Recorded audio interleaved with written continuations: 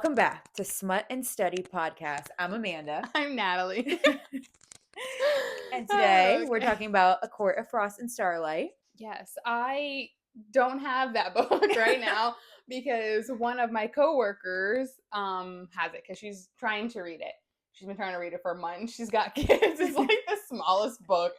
And I just think, to be fair, like for her, she flew through like the other Akatar books, but then I guess this one, like, it's almost like a winter special, so she's just like knows it or thinks that nothing crazy is gonna happen, and I'm just like, you just have to like push through it because then you get to Silver Flames. But she has it, so I can't present it to everybody. But that's It's a very small book though. Yeah, it's very tiny, but that's what we're talking about today. And like I just laughed though because I felt the same way with that book because when I first started reading Akatar, she kind of explained to me like, okay, the first one, like it's a little slow in the beginning, it gets good. Second book's really good. Third book's really good. And she's like, this one's like a winter special. It's so good. Like, and then the last book really good. I don't know why, but like I flew through the other books and this book took me probably the longest to read because I don't know. I think in my head, I just thought that like, oh, like it's just some like little happy book. Like nothing like big is going to happen in it. But I mean, like, once I got through it, I was like, oh, that was actually kind of cute, you know? Yeah, I liked it. It was really good. I was just shocked that, probably, how much pages was it? Like 140 to 200 pages took me, like, the longest. Yeah. You know, it happens, but, yeah. She's had it for months. Yeah. Poor girl's getting through it. I've actually taken it back, and then she asked for it again for Christmas. Like, over, like, Christmas, and I don't think she's, like, really read anything. And I give her... Bailey, if you're listening, I give you like the most shit about it ever. Like, I'm always like, are you like, have you read? And she's like, do you know what it's like to have multiple children? And I'm like, no, I don't have kids, Bailey, but I get it. I get it. But anyway, so we're just going to be, again, summarizing this book a little bit. Not really. Again, it's like 140 pages. We're going to ask some questions and just talk about like some of the fun, cute scenes that we really thought were like, that's how I felt when I read them. It made me giddy. So, like I said, this is definitely like a winter special edition, and it takes place at like winter solstice, which is like the longest day for them, and it's basically like their Christmas. Like they get presents, and so I call it like a winter special because it's basically just Christmas. They're just handing on crack. Yeah, they're just handing each other like gifts and doing fun things. And it's also Feyre's birthday. Yeah, it is. So that was special for her. 21 years old, Fairyland. Happy 21st, you're a fairy. She's so young. I know, everybody in the book is like really young and then they're dating like 500-year-old men.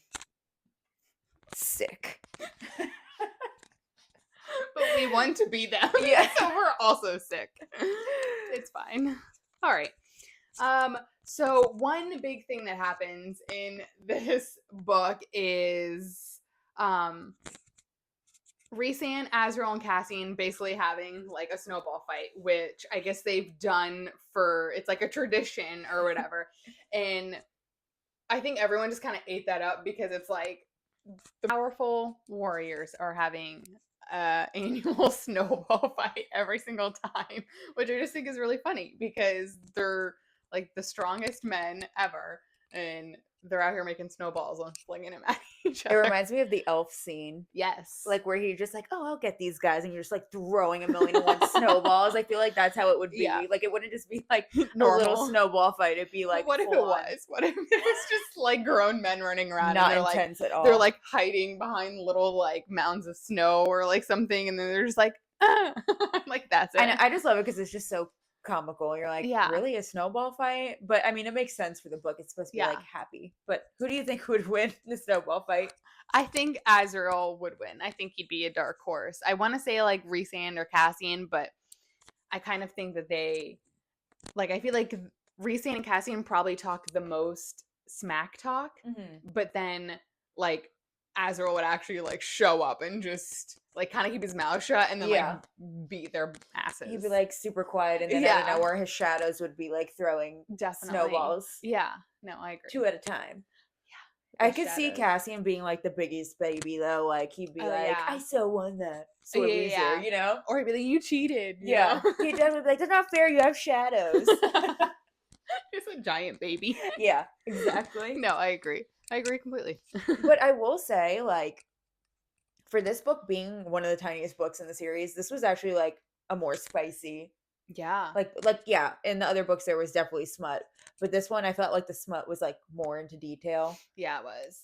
Like the whole scene with her and Rhys in the cabin and like things are falling off the wall and yeah, you know, we're not going to get too into detail, but yeah. She basically gave us there's only one smutty scene in this book and she went all out. Like she was like, I'm going to describe in detail in this cabin. I also love how after the snowball fight, all of them go in the sauna, and then like Feyre sent like something naughty down the bond to Rhys, and he's like, "Great, now everybody knows."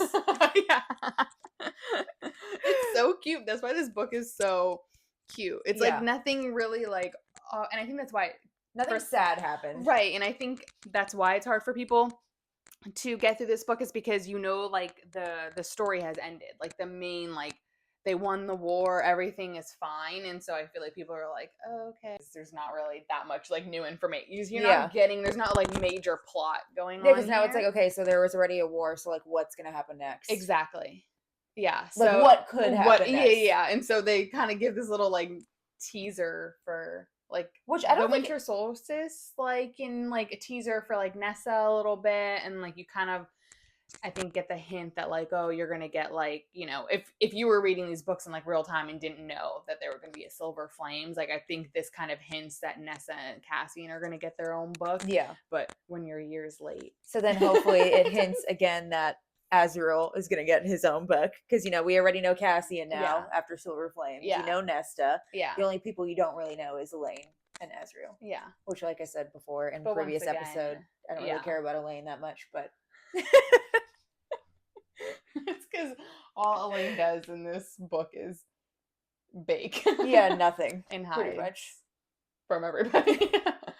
And Nessa's just causing trouble per usual, But I feel like also for this book a lot that, we talk about like Feyre's like art and she gifts them like their art. And I love that. And I think that's really funny. But there is like some more meaningful moments where like she meets like other like villagers and like sees their work of art and like how their art has like pain in it and like that's their therapy and like how they kind of express themselves and like the traumas that they went through. And I feel like that was like a good little like touch for like Sarah to kind of put in there because it's like all fun and games and it's like, oh haha, like Feyre's just like painting. Yeah, again. But I also laugh because like she obviously gifted everybody at the winter solstice like paintings that she painted for like each person. God, I really hope they're good. But like that's what I'm saying, like, because to me, just from like the first book, I'm like, oh, stick figure. Like that's just like what I think in my mind is like that's what the paintings come out like. So like I could just imagine like when you get a gift that you don't really like, but you're like, thanks, like I could just imagine everybody being like, oh my gosh, it's nice, and then like hiding it in the back of their closet or like never putting it out. Never hanging it up or like hang it up when like she comes over or comes to visit her. And it's just so funny too because like the painting that she gives Rhysand, like she gives him a painting of like what she saw herself in beast form in the Outburrow's mirror, but like at the same time I feel like if I was to give my fiance a picture of myself that I painted, he'd be like, cool. You know what I mean? But like it just shows like how just nice and loving Sarah makes these characters because Rhys is like, oh my god, like that's amazing. Yeah. And like to me, I'm just like, what? So powerful and like gorgeous. And like if you did that in real life, they'd be like, wow, someone thinks highly of themselves to like paint them. I bet like you would like open it and be like, what is this? Because I feel like I would do the same thing. I'd be like, oh. I see you every day. Why don't I need a painting of you? Just in case you forgot what my face looks like. My painting would be stick figure though, so it's like this is a real depiction of what I am, okay? Or like I've seen couples do where they do the date night and it's like you paint a portrait of each other and I'm like, I wouldn't even want to know what Jeff would paint me as because I know it'd probably be horrible. Well, I'm not artistic at all, so I know it would be horrible. It would just be horrible, like, by accident. Like, it wouldn't be me being like, oh, I accidentally made your head big. It'd be like, I'm sorry, I just can't paint. It's very unproportional. Yeah, would be like, I don't know why that arm's longer than that When arm. we signed up for that painting with the twist class to paint Feyre, Yeah. I was like, at first I'm like thinking in my head, I'm like, oh my God, are we gonna have to like draw this out? And then we showed up and it was like already pre-drawn, and I was like, thank the Lord. And it still was hard. I know, I feel like me and you were always like 2 steps behind the guys, like, oh yeah, we're already on the mountains. And I'm like, I'm still coloring in her dress. Like, what? I was stressed. I felt like I was like this the whole time. Like my shoulders were so tense. I was like, wait, like no, I have to make it perfect. And like afterwards, I was like, my head hurts. I'm like, is this how Feyre feels when she paints? Hopefully stress. Not. Stress. Hopefully it does the opposite for her, not for us, you know. But I mean, she did give Rhysand that painting, and then the other gift was that, you know, she wants to have his baby. Yeah, which is super that's sweet. Cute. And then that's where we learn that the bone carver, like when through Feyre's eyes, is a little boy, and that's her seeing their future son.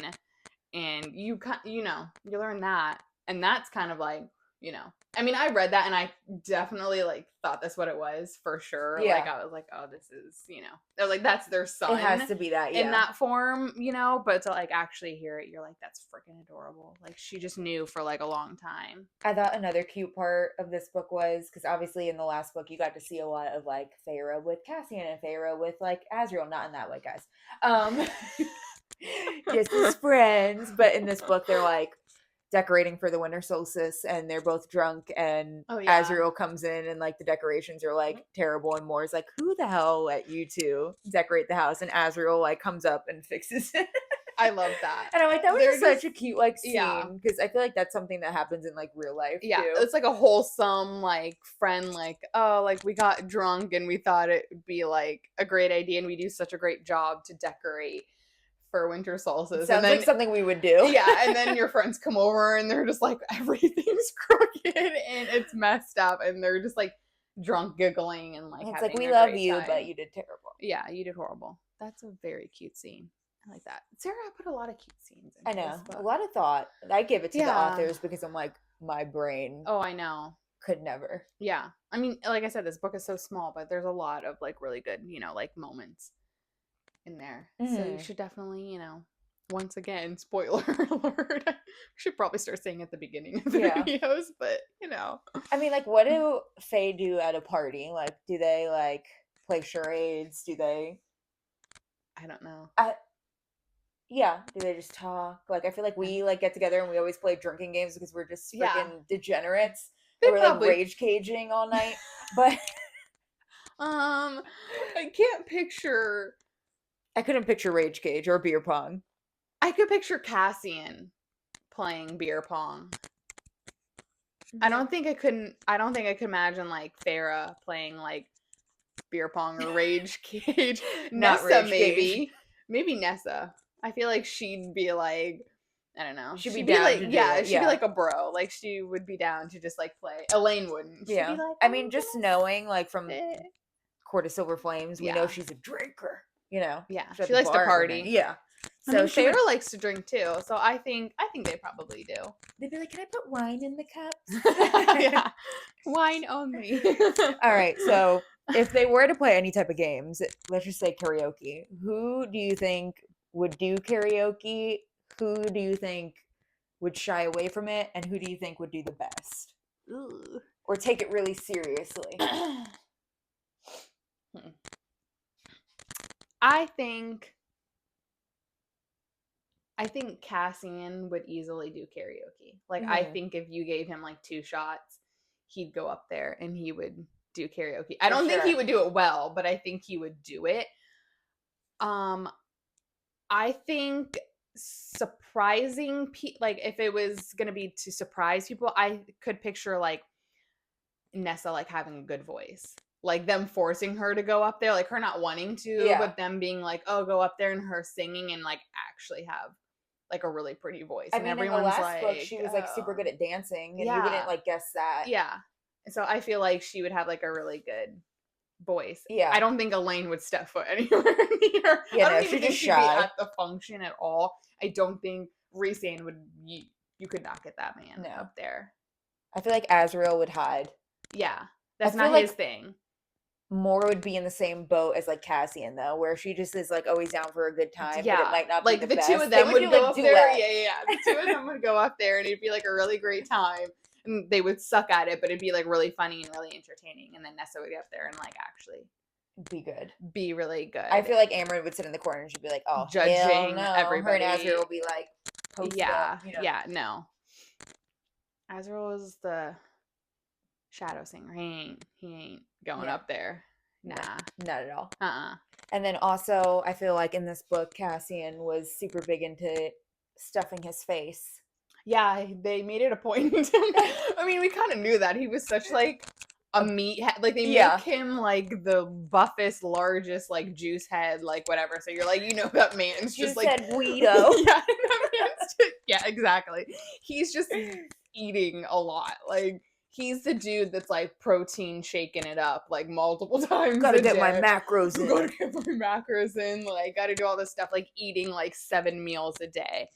He's like, so they really fit that in there in this book. Actually, it really fits. Oh my god, I just love Step Brothers, but that just literally made me think of the part where his brother's like up in the treehouse and he's like shows off his abs. He's like, I haven't had a carb in 8 years. That would be Cassian. Yeah, it would be. It's pure protein. Pure protein, baby. Yeah. No, his eating habits and like him just eating everything in sight is just like perfect. Yeah, he like eats Nesta's food. He's like, you gonna eat that? He's like that always person. Hungry. Yeah, he's a vacuum cleaner. Exactly. No, him.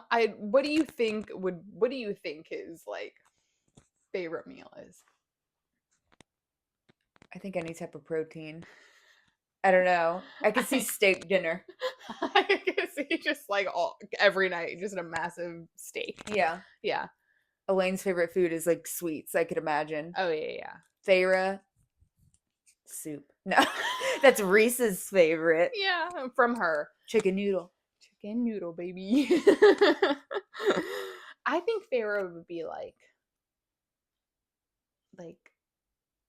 something classy, like maybe like a pasta dish or like seafood or something that's kind of Amren is just like elegant. I don't know. Blood. Like something. Just blood. Just blood. Hers is easy. Yeah. Azriel, I don't know. I don't know. Do you think any of them would be vegetarians? More. I can see more being a vegetarian. Yeah.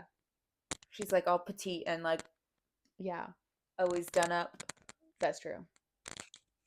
Azriel's just such a secret. I feel like we say this in every episode. Like he's so mysterious, and we just need Sarah. We want to know what his favorite food is. Give it up.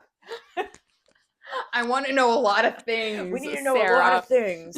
Okay, that book. That book better be thick when it comes out. We already know the wingspan, so we know that he's got a large wingspan, and he's a shadow daddy. And he secretly likes club music. Yes. Check. We like him already. We need more. I need it. I gotta have it. Well, I feel like that sums up this little book. I think we did great. What else can we talk about? If you think you guys know what Azriel's favorite food is, drop it in the comments. These people watching this podcast are probably like, can we get on with this book? Because we need to... I'm tired of hearing about why these girls need to know more about Azriel. Let Sarah know and we'll stop asking. Just release the book already and then we'll be quiet. Unless it's not about him, then we're going to raise some hell. But I will legitimately throw myself off of a cliff if that book is not and about hopefully him. You'll fly. Hopefully I'll just become Faye, okay? And I can just fall right into the cauldron. Yeah. Just watch your dream. And then Azriel will be waiting. And the next thing we know, the book's about Natalie and Azriel. I'm going to read the 6th book and be like, this looks really familiar. Haven't heard from Natalie in days. I'd invite you though. You'd be in the book. I know, too. I'd be like, take me with you. Like you could come. Throw me into Throne of Glass though. Yeah. Yeah. Throw me into that timeline. Yeah. Do you ever like think that like you see those funny videos and you're like, oh yeah, like I'm a girl's girl, but like if you were given the chance, like you would not be a girl's girl. Like, if you were able to be, like, in the Throne of Glass, like, world, in the ACOTAR world, I'd be like, Feyre, I'm coming for your dude. Yeah. Like, girls. We don't know them, so. girls here. Like, if you had a chance to, like, meet Rowan, like, he'd be like, forget her. Yeah. I love Aelin, though, but I don't know what I did. Yeah, you're just like, just next thing you know, I would be burnt to ash. We'd just be dead. It's fine. It's fine. They wouldn't want us anyways. Oh my god, I just realized that. Never mind, I'm not even going to say anything. Because if you haven't read Throne of Glass, I just threw something in there that I probably shouldn't. Well, we're going to talk about the series eventually. Yeah, okay, well. Sorry. Not sorry. Sorry for coming on a tangent with us. Yeah. But anyways, we're going to end this episode now because we keep talking. I just realized I fucked up. But it's all right. Tune in for next week's episode. Bye. Bye.